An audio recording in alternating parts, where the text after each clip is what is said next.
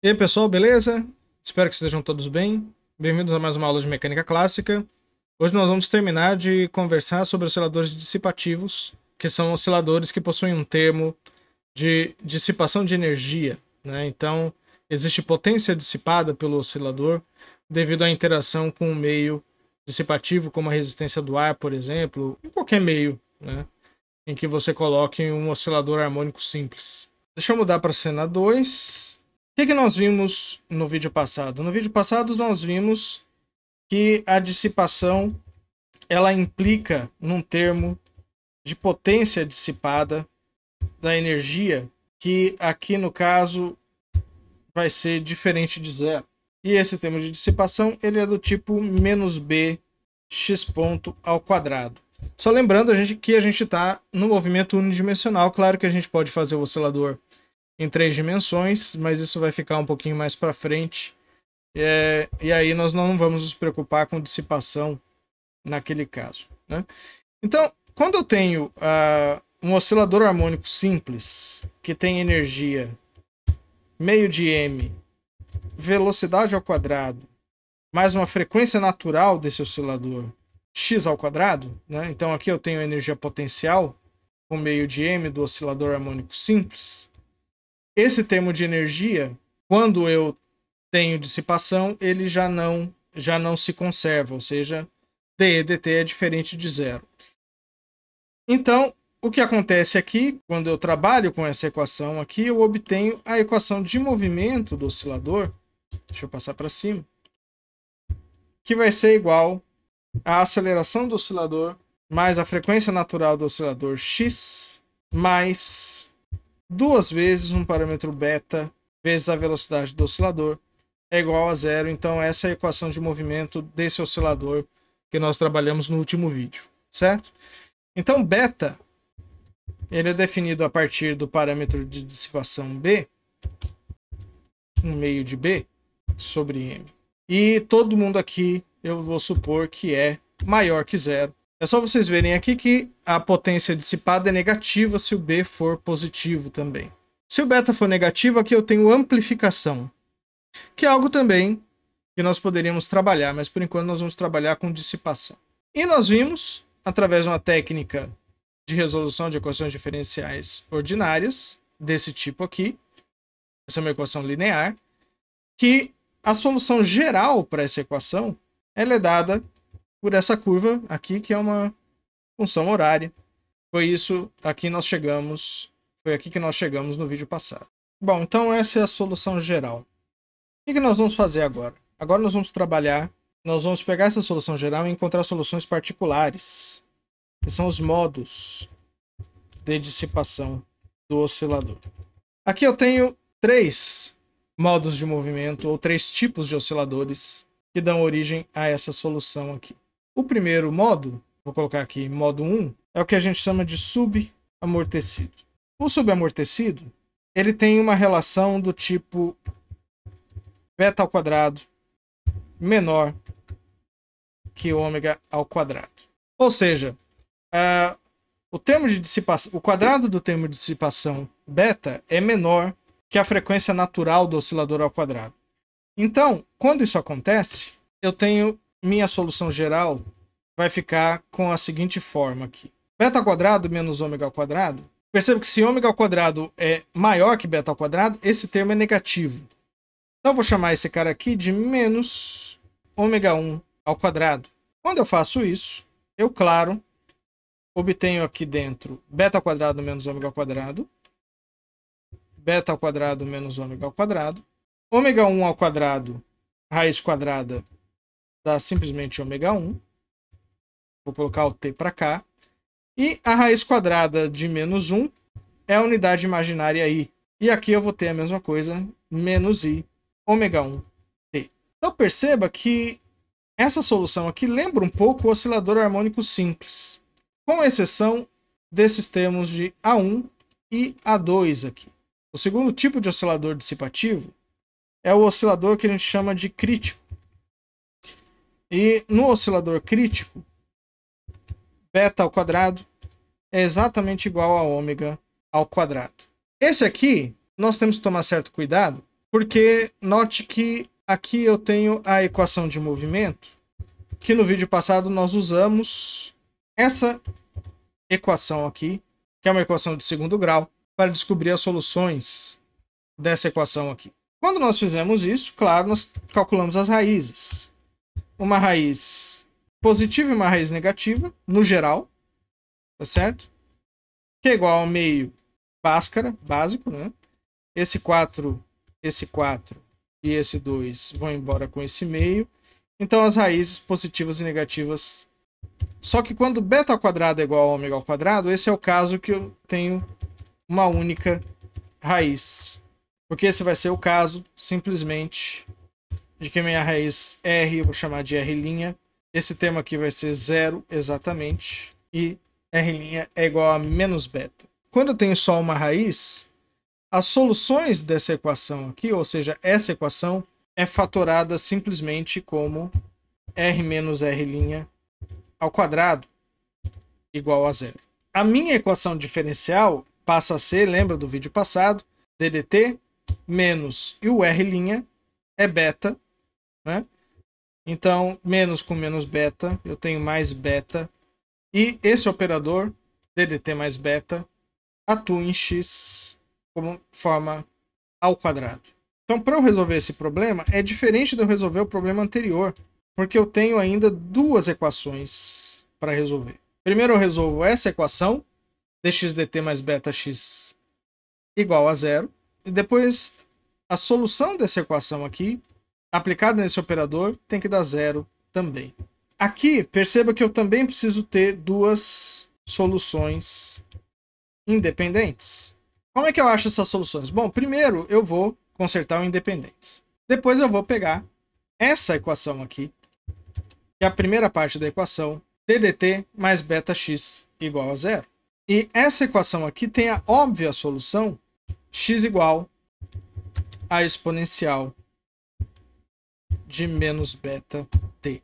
Então, se eu pegar essa solução aqui, substituir nessa equação, vamos fazer isso, certo? A exponencial entra aqui na primeira, correto? Então eu tenho b e na menos beta t, e ddt da e na menos beta t, passa a exponencial, a derivada atua no argumento, como a derivada é linear, ddt de t, então eu tenho menos beta, olha só que interessante, menos beta, exponencial aqui, posso tirar para fora, tenho menos beta mais beta, essa expressão é 0 mesmo, porque esse termo é 0. Então, x igual a exponencial de menos beta t é a solução. Mas ela não é a única solução. Então, eu vou chamar esse cara aqui de x1. Para eu achar outra solução, eu não conheço outro método, eu preciso fazer um chute. X exponencial de menos beta t. Vou testar se esse cara é solução. Então, aqui eu tenho t. Bom, esse cara entra. T exponencial de menos beta t. Esse cara aqui é o x1, certo? Que eu já sei que é solução. Então eu deixo assim, beta x1t. Esse cara aqui eu também sei que é solução. Então é x1t.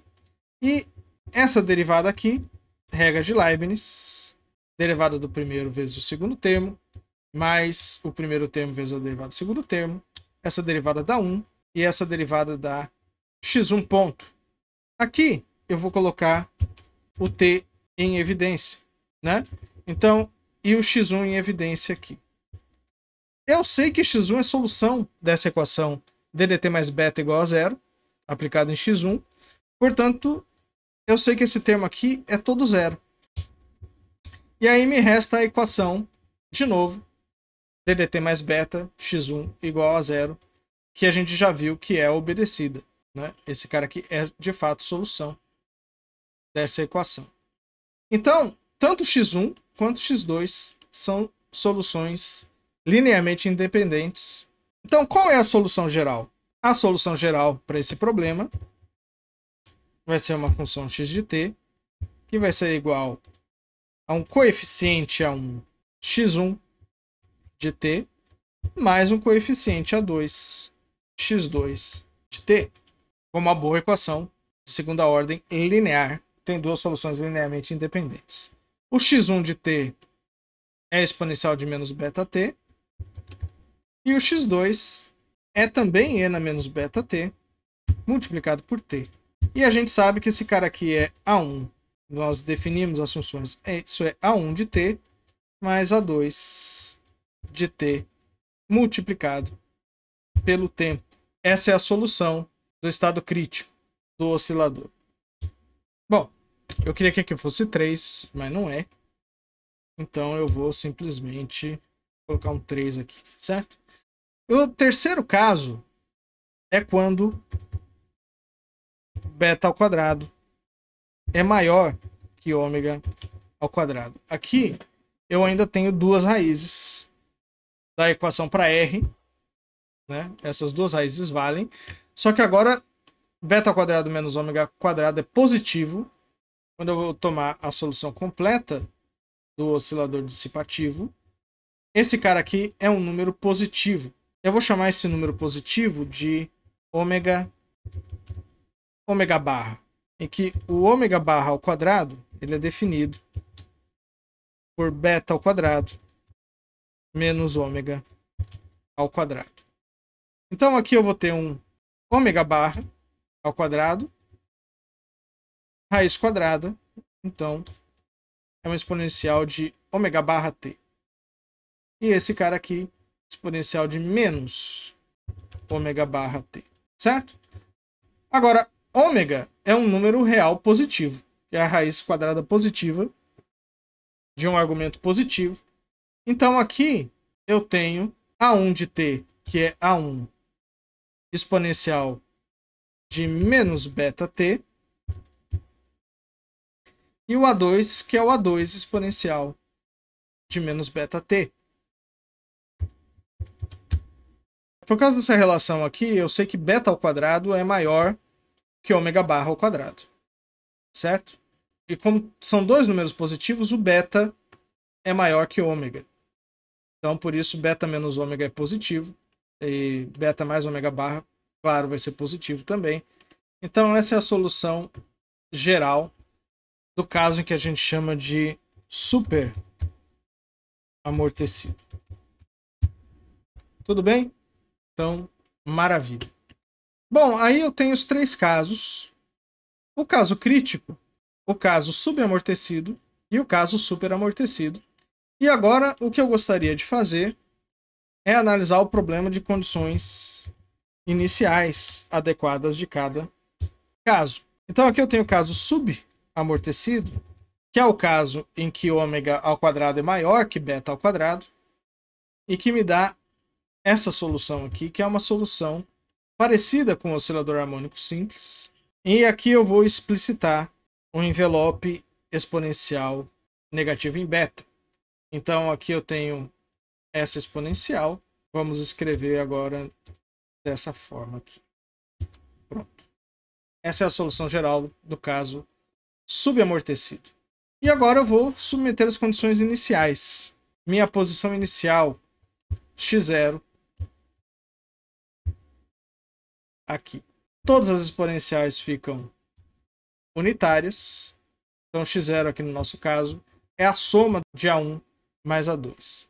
Então essa é a condição inicial, x0 igual a A1 mais A2.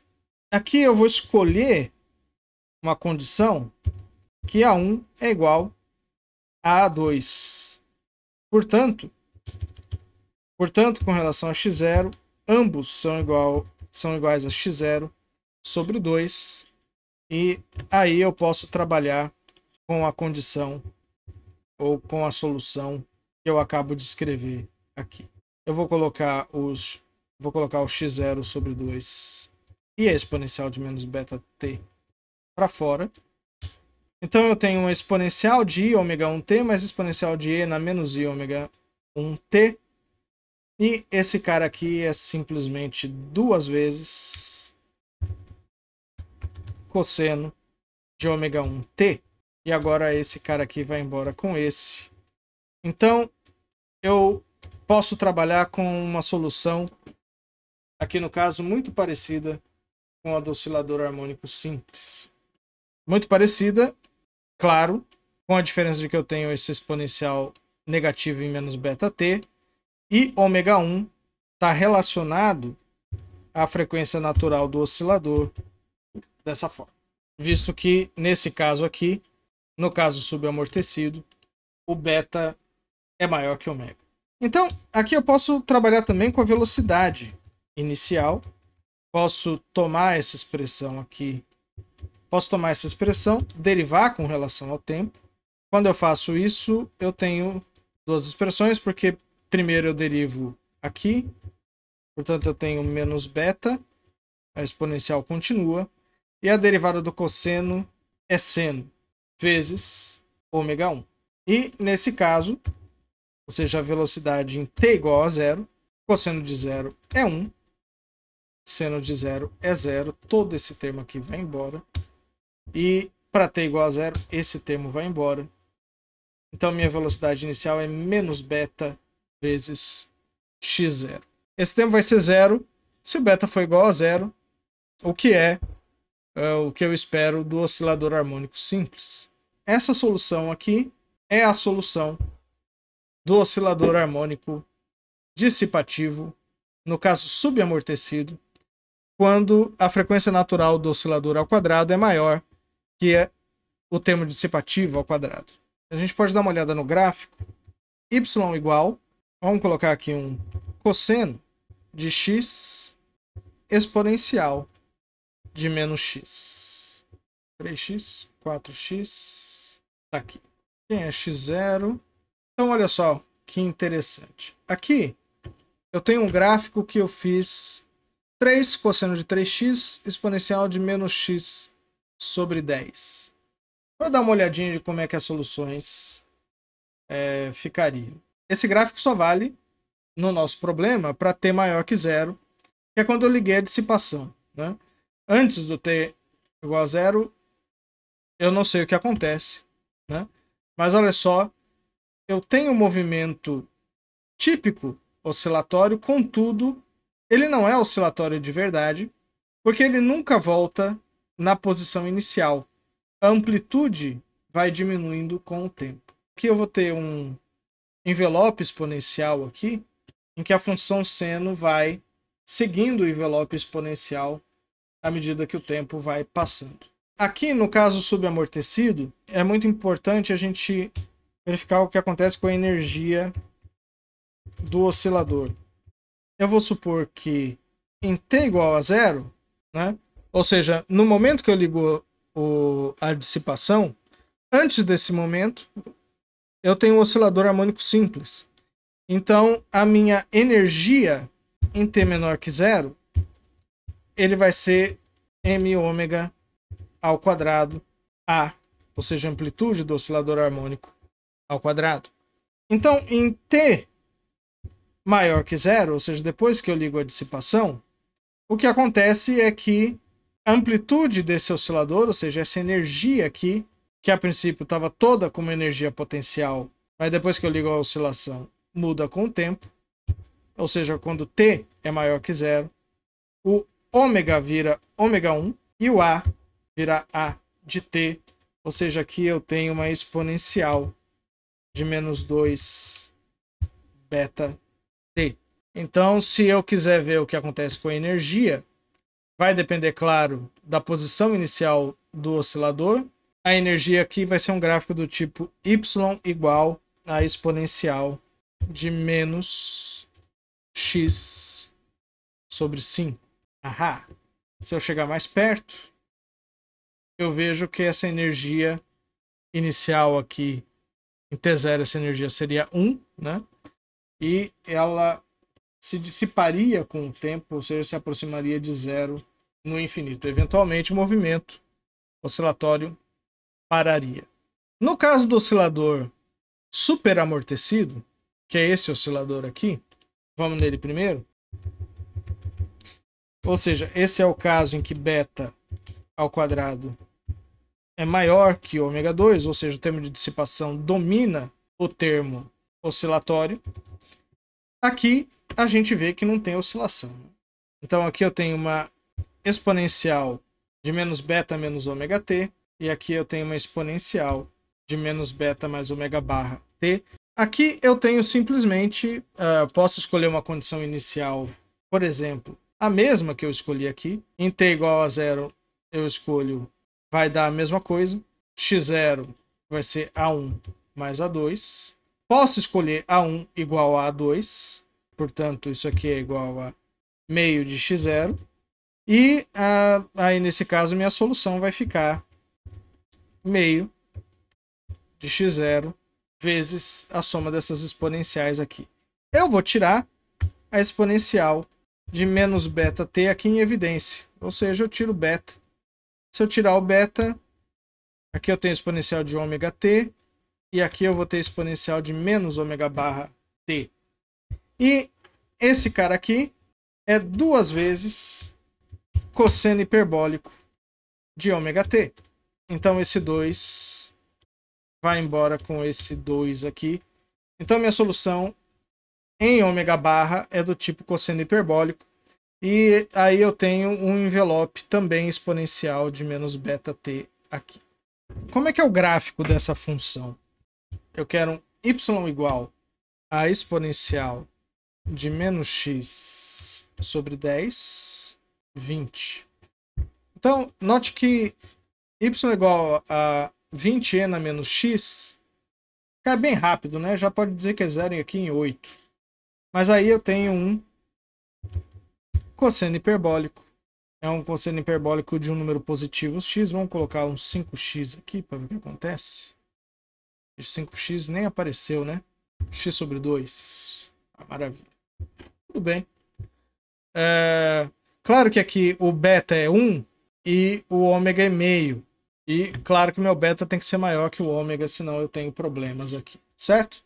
Então, como exemplo aqui, o que acontece? O oscilador ele está numa posição inicial igual a 20. Ele simplesmente cai muito rapidamente. Depois de um tempo mais ou menos ali 12, ele já está em 0.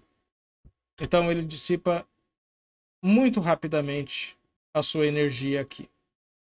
Né? Se quiser calcular qual é a energia, vocês podem ficar à vontade, eu vou deixar como exercício. E aí eu vou para o caso crítico, que é o caso em que beta ao quadrado é igual a ômega ao quadrado. Como nós vimos, a solução para o caso crítico ela vai ser precisamente a 1e na menos beta t mais a 2e na menos beta t vezes t. Se eu quiser uma condição inicial, eu calculo quem é x0. Então x0 aqui nesse caso vai ser... Esse cara vai dar 0. Esse cara vai dar 1. O outro também, né? Agora esse dá 0 mesmo. Então x0 é igual a 1. Quem é a 2? A 2 não sei ainda, né? Eu preciso calcular... Vamos ver se ela vai sair da velocidade. A derivada aqui eu vou ter um menos beta, correto? E aqui eu vou ter dois termos, né? Primeiro a derivada em t vai ficar assim. E o segundo eu vou ter um menos beta dessa mesma forma. Quando eu calcular a velocidade em 0, esse cara dá 1, esse cara dá 1 e esse cara aqui vai dar 0. Portanto, o A2... E A2, por enquanto, está meio livre ali. Mas para fixar A2, nós podemos fixar A2 x.0, eu chamo de V0, mais beta 0t. E aí eu vou supor aqui que a velocidade inicial é igual a 0. Eu preciso escolher aqui, no caso crítico, duas condições iniciais para ambos os problemas. Então eu tenho A1 e A2 aqui. E aí, nesse caso, claro, minha solução geral vai ser, como A1 é igual a x0, já tinha colocado ele aqui, o A2, no caso beta x0, vou colocar x0 em evidência, assim como a exponencial e na menos beta t. Note que aqui eu tenho uma reta envelopada na exponencial, e aí a gente pode dar uma olhada no gráfico. E o gráfico agora que eu quero é do tipo y igual exponencial na menos x. Vou colocar um 10 aqui, beleza. 1 menos x. Então perceba que essa solução não tem ômega, de forma alguma. Beta é igual a ômega. E ele começa aqui em 10, no tempo inicial. Ele passa pelo ponto x igual a 0. E aí ele dissipa, né? Esse é um caso que a dissipação é mais lenta um pouquinho do que o caso superamortecido, mas ainda assim a dissipação é grande. Ele chega a passar do ponto de equilíbrio e depois vai para o estado de repouso. Bom, gente, às vezes dá problema na câmera, a gente tem gravado o celular, espero que eu consiga resolver logo isso aí. Mas no vídeo de hoje é só, nós estudamos os 3 tipos de movimento amortecido. O subcrítico, ele dissipa energia muito lentamente, permitindo uma certa oscilação, aqui a oscilação entre aspas, né?